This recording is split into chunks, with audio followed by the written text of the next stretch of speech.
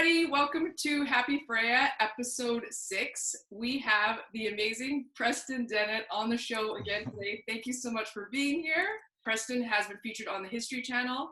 He is the author of countless books. Go check out his website. And he's been featured in many credible news sources. And yeah, so I really want to get into it. He has over 35 years experience as a UFOlogist for the MUFON network. Yeah, so that's a lot of experience there, Preston. It's a lot of knowledge. So I want to kind of just hop into this right now.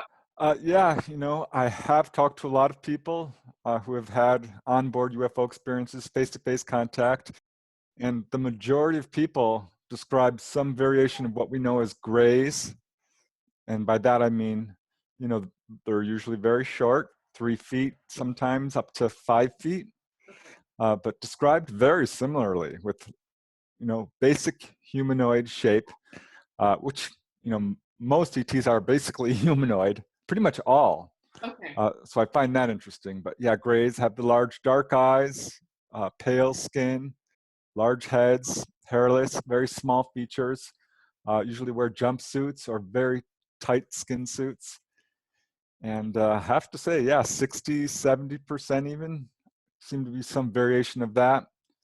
And next to that, I would say most reported would be human looking, very much like us, but generally described as being very beautiful, muscular, Okay. and just sort of looking genetically perfect almost. You did post recently on one of your pages about a case where there was like a group sighting. People were at a party on a beach. If you could touch upon that and how they actually witnessed, again, humanoids, right?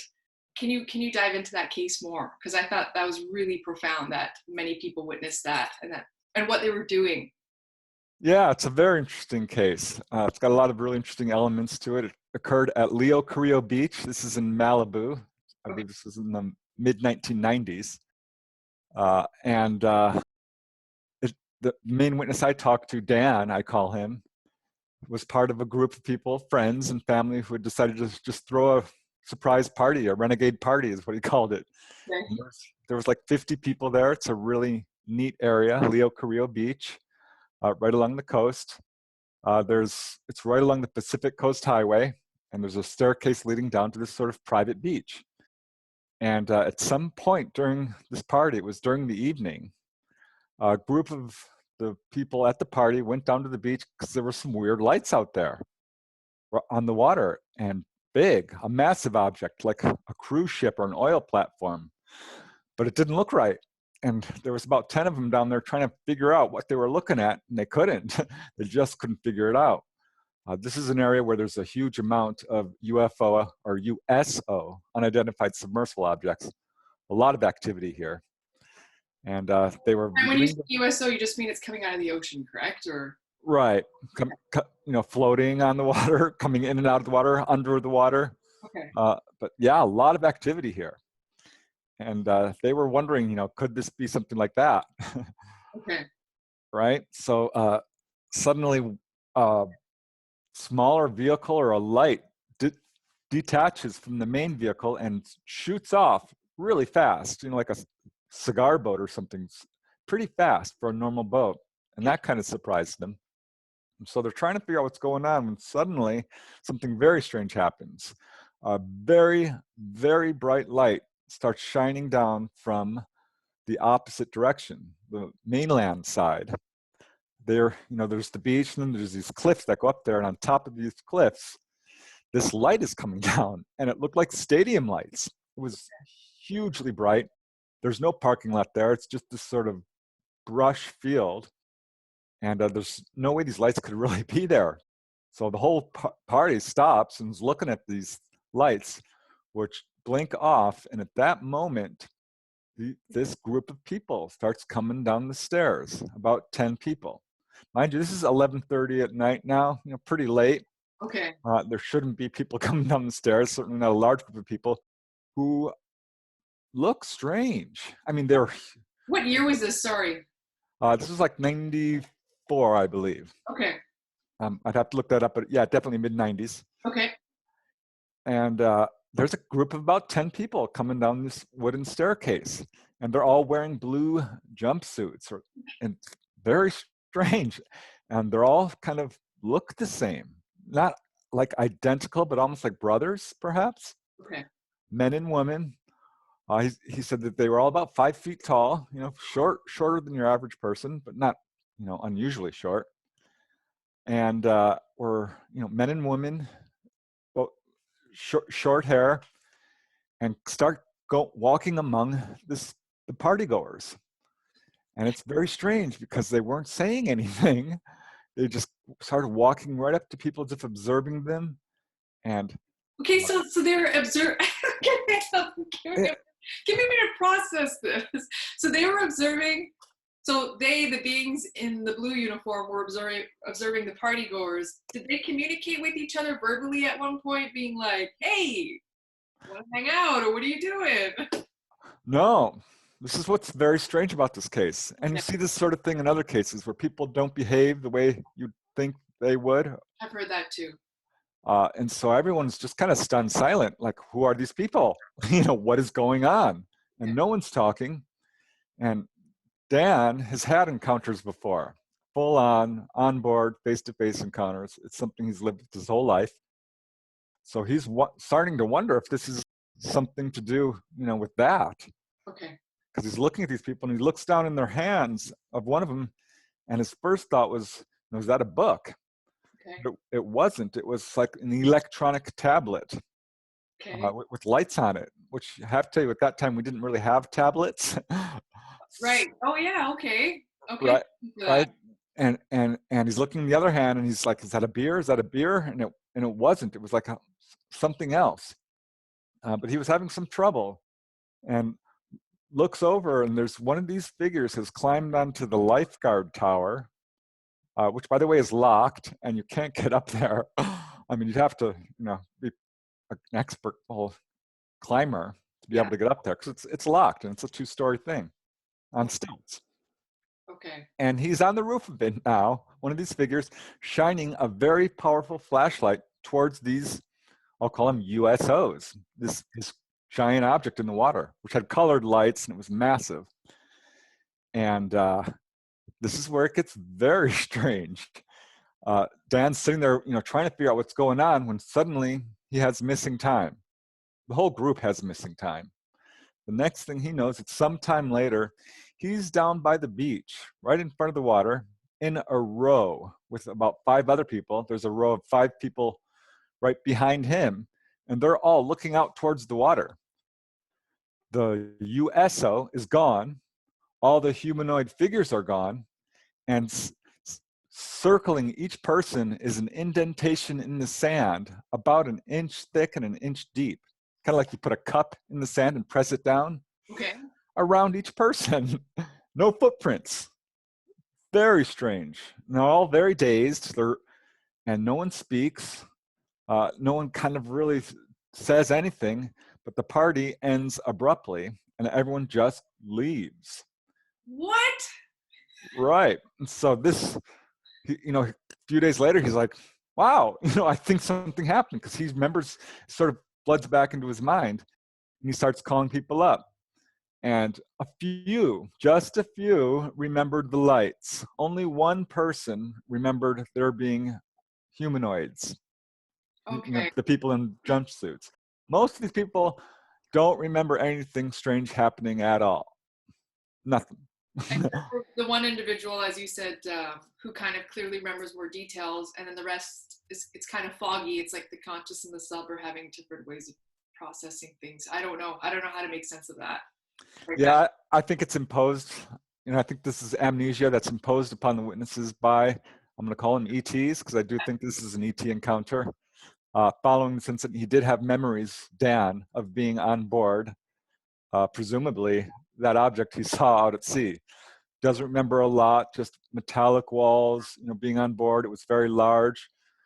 Really couldn't remember. But he remembered more than anyone else. Yeah, he did. I mean, this is really detailed, right? But do you find that with the cases, with your experience, do you find that they're increasing to be more open now? Because I mean, you had you wrote a book about schoolyard encounters, where it's blatant that parents and children and whatever landing on. I mean, you can speak towards that. So it's almost like does it sound like it's being more pushed to be more open, or how is that going? Yeah, I do think that's what we're seeing. It's very strange because initially when people have contact, the ETs are very much about, don't tell anybody, you won't remember this. That's that sort of thing. They're very evasive, they're not flying around in large numbers, making themselves known, right? And yet, after a person has contact for a while, there reaches a point where the ETs start telling them to talk about them, tell their story, go public. And yeah, with the schoolyard encounters, we're seeing agenda of them showing themselves off to school children. I'm working on another project very similar to that. You mean like making visual contact, as yeah, like, hey, and landing, as you said, did you say landing a spaceship on a parking lot, or like how, like where do they land it? Yeah, what I did is there was a few very famous schoolyard encounters where UFOs hovered over or landed, by the playground. And I thought, well, that's unusual. Turns out it's not. I've got over 100 cases documented, and 30% of these, they do land, and humanoids come out. And in the other 70%, they're hovering very low over these schoolyards. It's a type of behavior that UFO investigators call a display. Okay. And yeah, normally UFOs are pretty evasive, but no, sometimes they're not. They're like, this is us, look, watch this. And that's what's going on with these schoolyard encounters. They're very low level, daylight, long lasting sightings, usually involving metallic craft. Okay. So there does seem to be an agenda in terms of, the ETs revealing themselves. Other than the visual, is there any other type of interaction occurring, knowledge, information, or is it just, what's your experience with that? Well, as far as the schoolyard cases, yeah, there are some cases where the ETs do give messages. There was one really prominent case like that in Rua, Zimbabwe, at the Ariel Elementary School. Okay, I love how this is everywhere. This is not, I mean, again, for the audience, this is not just North America. This is, worldwide. Yeah, this is a worldwide phenomenon. So thank you for that. Sorry, go ahead. Yeah, South America, Canada, England, I mean, you name it, Indonesia, all over the world, starting from about 1950 to the present day. Not a lot of messages, I have to say, being given. That's pretty rare in terms of these cases. What was the Zimbabwe one that you were mentioning? Yeah, it's an amazing case. Some 60 children saw this object land. A smaller group of them saw the ETs or entities get out of these craft. And a few children received messages that were universally about warnings of environmental destruction. This is the number one message from ETs when someone is taken on board or they meet face to face, generally speaking. And that's certainly true in this case. One kid was told that we have to stop cutting down the forests because that will lead to the death of all humanity.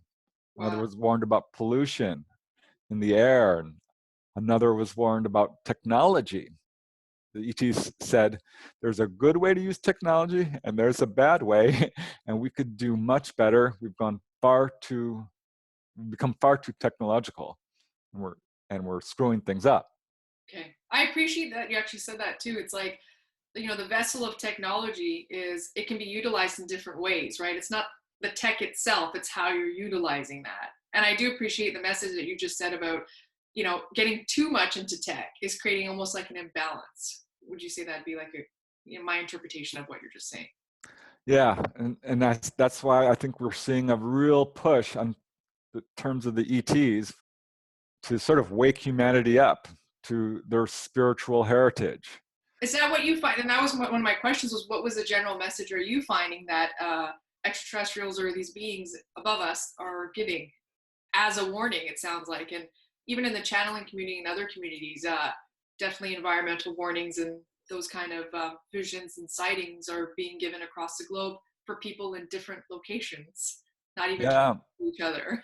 Yeah. In fact, wherever you look for knowledge, I mean, if you can talk to mainstream scientists, spiritual leaders, Native American elders, Yeah. near-death experiencers, Yes. astral travelers, ETs, all have the same message about our environment, that we're up for some major earth changes if we do not take action.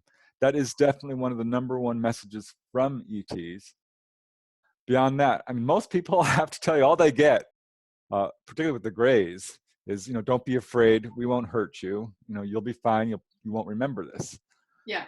So I think people are being taken in large numbers. But when people do get messages, it's first usually warnings of some kind. Second, it's some spiritual message of some kind. And that usually relates to healing or, uh, say, awareness, precognition, Yes. um, Like astral travel, yes. past lives. Yes. Yeah. I see a lot of that. Psychic abilities, clairvoyant, claircognizant, all these things are starting to come up. Our innate natural abilities are starting to push forward. Exactly. This is something we can all do. We can all levitate. We can all see the future. We have the ability to travel out of body. We can do psychic healing. And this is something the ETs are very much trying to wake us up to, is our own natural human abilities. It's not superhuman abilities. This is something we can do. Yes. And they're very much about that. Another thing they often do is take people to the control room. I was just going to ask that. Your control room cases, I mean, are people being shown free energy that Earth can utilize a different type of energy that doesn't rely on fossil fuels? Yep, it's the third major message they have. They take them to the control room or the engine room, or both. Okay. And they said, this is how we operate our craft. Some people are actually taught how to do it. I mean, how does it, what's one of the cases, like somebody being on board, like what does it actually look like for a spaceship? Yeah. Well, my latest book, Onboard UFO Encounters, is Yes. all about that. Okay. And it's very interesting because people describe the interior of UFOs very much the same. It's shocking because these are people from, one guy from England, another guy from Belgium, another lady from Louisiana, someone from Florida, all over the world. And they're saying the same thing. And universally, they describe the interior of these objects. One thing I always hear is indirect lighting. These objects glow with light inside. Okay.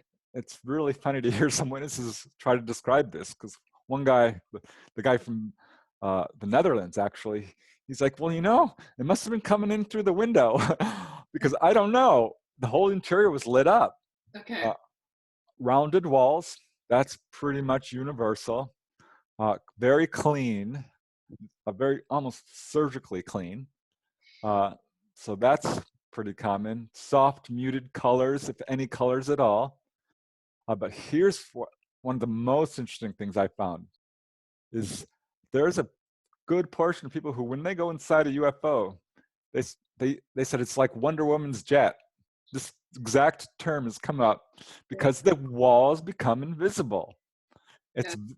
And it's like there's no view screen. It's just the walls are transparent. Okay.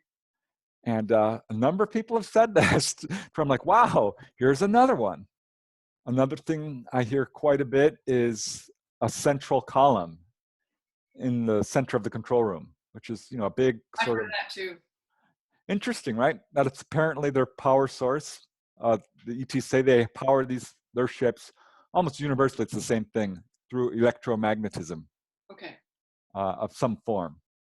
One lady, this case is in the book, they took her to the control room and they were hovering over New York City. Mind you, she's from Florida.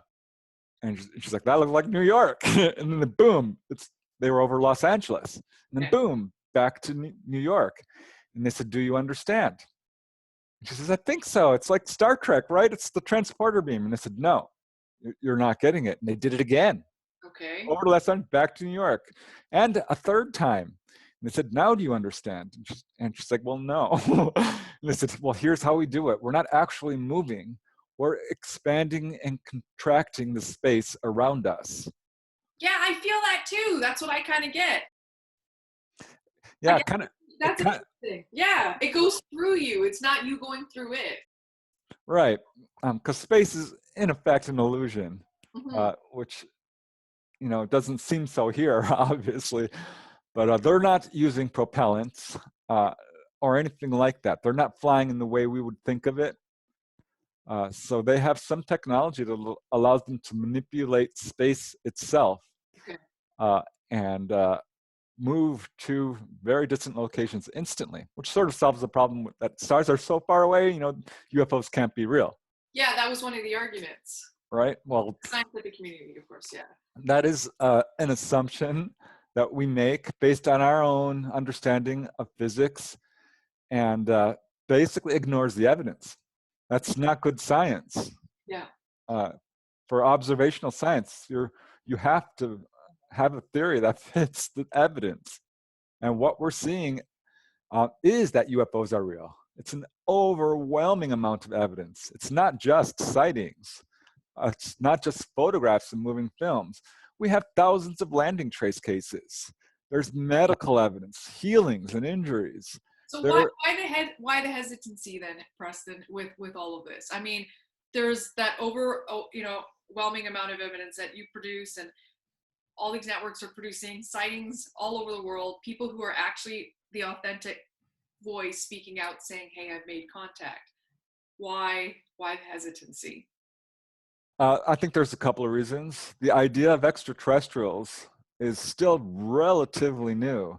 It was not in the public consciousness throughout the Middle Ages or anything. Phenomena in the sky was usually interpreted as religious or astronomical. It wasn't until Jules Verne and H.G. Wells, in the industrial age, that people even thought of aliens and that there might be someone else out there besides us. We were very anthropocentric, our species growing up. So this is still a new idea. That's one reason. Okay. But the main reason, I think, is because there's a very concerted, multi-government effort to cover this up. It's an active, ruthless, in some cases, cover-up. Billions of dollars are spent on this. Our government and governments across the world know full well that this is a real phenomena. They have the crashed UFOs. It's not just Roswell. There's, it's not just the Aztec crash or Kecksburg or the well-known ones. There's hundreds of them. And we have this technology and they're covering it up. So that's why people have sort of are victims of a ruthless cover-up.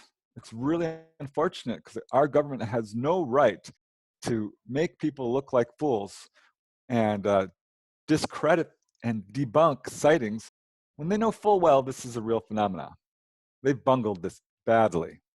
Yeah, it seems to be that it's starting to leak out in more areas in more ways than one now. Yeah, I'd say most major UFO researchers have whistleblower accounts from people who have worked within government and know that we do have this technology. So there is a very strong disclosure movement.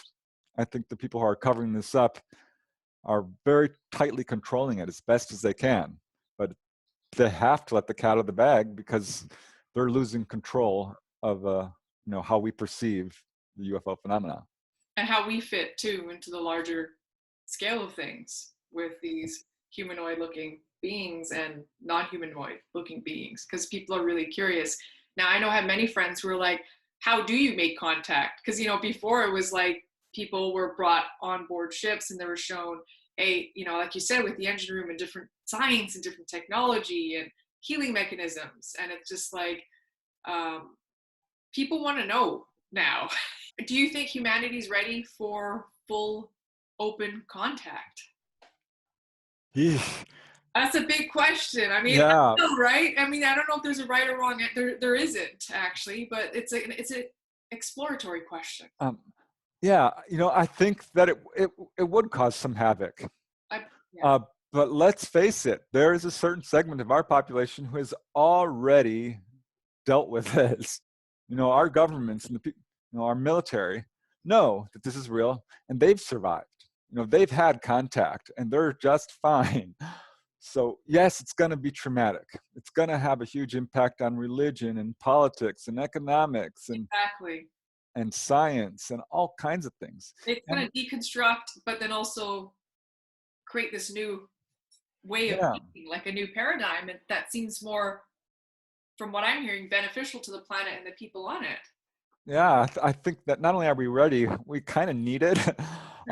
And yeah, lesser culture or less powerful culture does run the danger of being absorbed into a larger, more powerful, vaster culture. We've seen this on Earth. So if ETs were to come down in large numbers, well, yeah, that's going to have huge effects on food and art, and music and science, everything. But I don't think we'll lose humanity. ETs seem to be very, very interested in us. I think we probably already are essentially extraterrestrials. I'm not sure we actually evolved on this planet. And the reason I say that is because we have human-looking ETs. That raises a lot of serious questions. I was gonna ask that too, because I'm like, okay, wait a second, humanoid, and we look humanoid, and then we have to really look at our DNA, which we're, genetics and all these things. It's just like, how are we related? Right? Yeah. Right? It's the obvious question of like, hey, how did a portion of me get out there, or how did a portion of that get in here? Yeah, by all accounts, there have been ancient civilizations. Supposedly the Pleiadians at one time lived on Earth and now have come back. Like they were perhaps the inhabitants of Atlantis, or we don't know. Yeah, There are many accounts that Greys are in fact essentially human, I with heard that too. genetics like us, but severely damaged. They're hybridizing with us. I mean, yeah, this does raise some serious questions. I do think that we're trending towards disclosure, Okay. and that's what's preventing open official contact. If we were, a less violent species, if we could get along, we were less less violent. I mean, right? I mean, if I put myself in an extraterrestrial point of view of like contacting Earth and the world wars and how we treat each other and all these things, and it's just like, oh my gosh, like there's some healing and some growth that definitely in our human evolutionary process that we have some work to do too. right? And I can only imagine what the ETs must think. And certainly they comment on that all the time about our violent and warlike ways and our nuclear proliferation. Yes. And that's one of the main obstacles to open official contact, that and the whole cover up.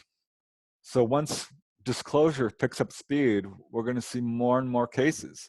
So we do have these huge waves of sightings over city centers. Okay. Mexico City had a huge wave. It was photographed by 30, 40 different video cameras in separate locations. Mexico knows UFOs are real. They're very open with it. Brazil, Chile, France, England, Canada, all these countries are a little bit ahead of us in some ways in terms of disclosure, but we're all trending towards that. And we are going to be welcomed into the galactic community at some point. It will happen. I do feel that. I'm glad you actually mentioned that, because I do feel that galactic community, that almost like brotherhood, sisterhood, that need, you know what I mean? Like a homecoming, it feels like. Oh, it's going to be amazing. I don't know how it's going to roll out, but I don't know if it's going to happen tomorrow. It could. I'm guessing it's going to take a little longer than that.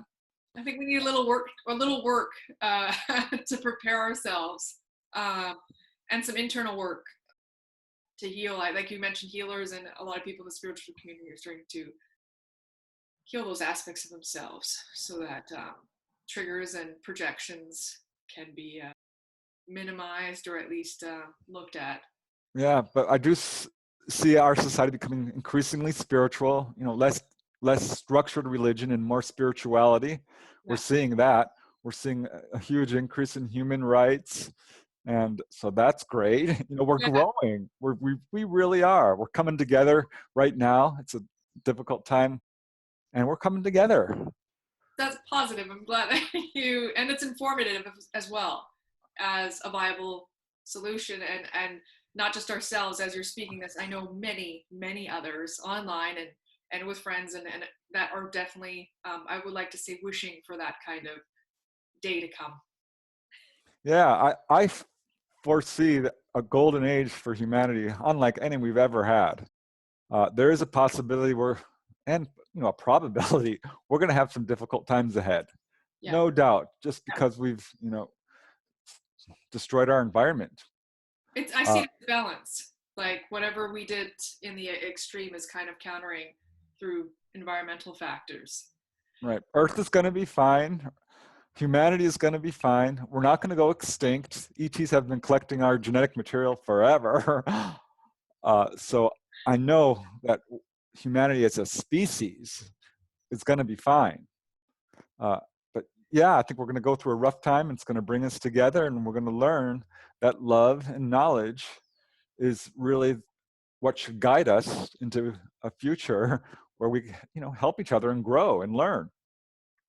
Well, that's a beautiful message, Preston. Thank you so much for all of this. I mean, you really captured kind of like the essence of, contact and also self-reflection and things that are going on and how to, kind of stay steady through these storms that are, maybe arising, and also look at Hey, look at our origins a bit, right? And kind of question that, and also look up to the stars and be like, hey, how do we fit into all of this? And like you just said, I mean, really blatant open contact with humanoids. And yeah, welcome to Earth. It's a wild ride. it totally is a wild ride. So do you have any events or anything coming up in the new year for 2020 that you'd like to mention? Not yet. Public events right now. Okay. Oh yeah, right, because of the everything's on lockdown. Yeah. But I think that things will get back to normal. I'm doing lots of writing, working on new projects. Oh, this is really interesting. I'll give you a little sneak peek. Yeah. I am working on a book right now where UFOs target drive-in theaters, of all places. Yes. I did not know this is a thing, but First of all, are there still drive-in theaters? there are a few. The golden age was, really the 50s, 60s, and 70s. Okay. But these UFOs love drive-in theaters and come swooping down and put on a show. I've got 80 cases. 80. Okay, is this recent? There are recent cases. Okay, this is really interesting. This is really cool. So you're writing on this right now? Yeah, this is the next book I'm probably going to put out. It's got 80 cases stretching back to about the 1950s, just like the schoolyard cases. So what drive-in theaters are is just like schoolyards. They're UFO attractors. It's an opportunity for UFOs to show themselves off to a relatively large, but not too large, group of people and announce their presence.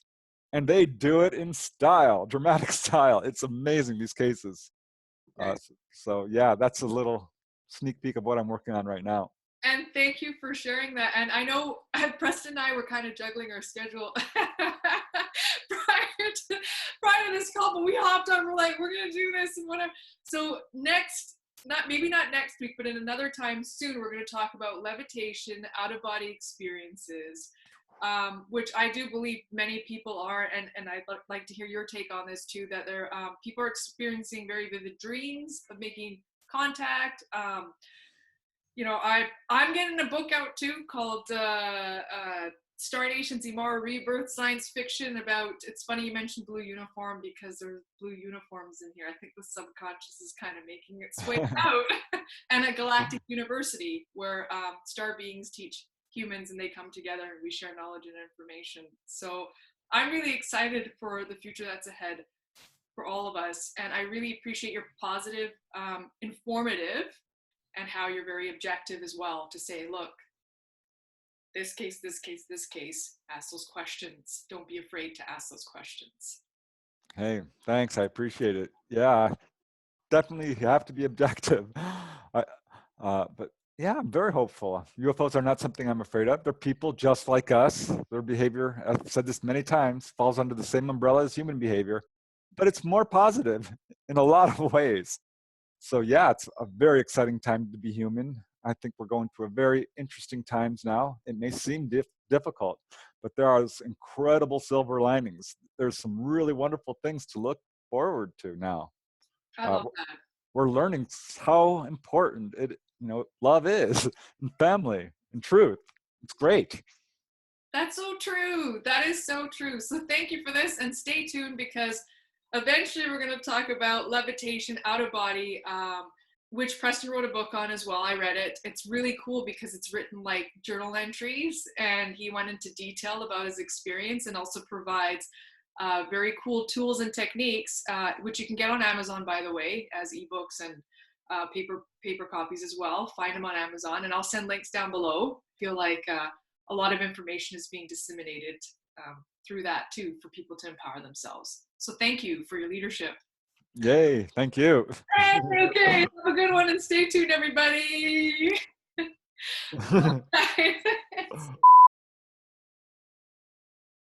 Thanks, Preston. We made it. 11:55. Perfect.